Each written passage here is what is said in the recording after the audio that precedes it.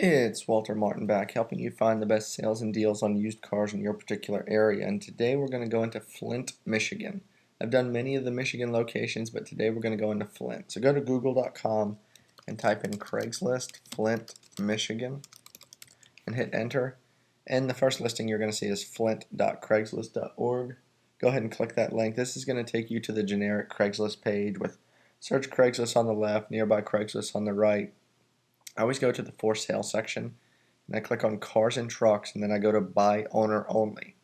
This is going to take you to some of the lowest prices on the internet when it comes to used cars, and you're not going to have to deal with dealerships, which is very, very good for most people who do not like to deal with used car salesmen and having to drive around and stuff like that. So here's a 1998 Pontiac Bonneville. So there's a few things that I'll mention about this classified ad. Any ad where the vehicle is under $2,000 or $3,000, read the entire classified ad and make sure the vehicle does run.